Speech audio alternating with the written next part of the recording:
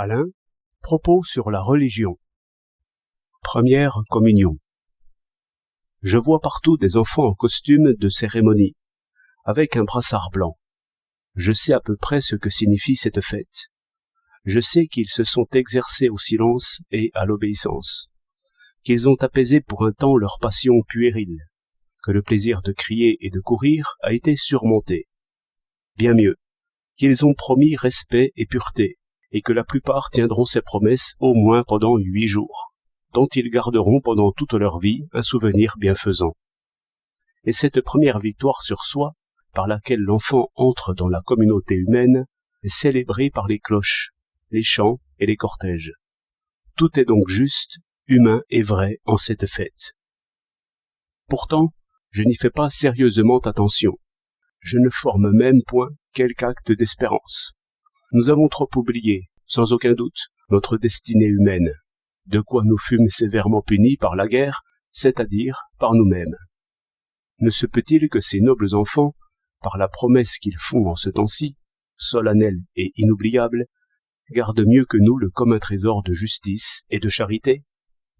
Mais que vais-je chercher là? Personne n'a pensé à ces choses. Tous ces puissants symboles, d'homme-dieu, de présence réelle, de communion, sont comme les mots d'une langue oubliée. Il reste une fête familiale, réchauffée par les naturelles affections, comme pour un premier bal, ou des fiançailles, ou un anniversaire.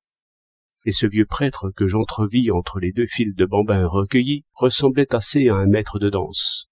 Ce qui pourrait être si grand retombe au convenable, si ce n'est au puéril. L'âme n'est point dans ce tombeau. D'où vient cela? Il n'est pas inutile d'y penser. Nos mœurs sont catholiques, mais nos esprits ne le sont point.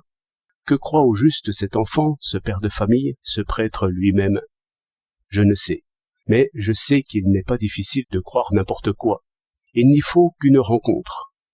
Cet homme dont parle Descartes, qui tout petit avait été piqué par une épingle, et ne pouvait supporter la vue d'une épingle sans grand malaise, croyait assurément à quelque pouvoir magique des épingles, et le trouble de son corps en témoignait. Mais aucun homme n'honore beaucoup ses propres croyances. En revanche, tous honorent leur esprit, en ce sens qu'ils aiment l'explication et la preuve. Tous honorent la volonté par-dessus tout, et admirent ceux qui se gouvernent, et méprisent ceux qui cèdent à la partie inférieure. Là est l'objet de la vraie foi, et la croyance, au contraire, est animale. Et il est bien sûr que ces enfants n'ont fait que s'exercer à lutter contre les besoins inférieurs, pendant cette préparation, si bien nommée la retraite. D'où l'on voit que ceux qui pensent qu'en cette première communion, il s'agit de croire, et non de vouloir, renversent l'ordre, et faut marcher l'homme tête en bas. Les idées morales, qui ont puissance et beauté pour tous, sont subordonnées à des doctrines métaphysiques qu'on ne peut prouver. Ce qui intéresse tout le monde est mis dans la dépendance de ce qui, au fond, n'intéresse personne.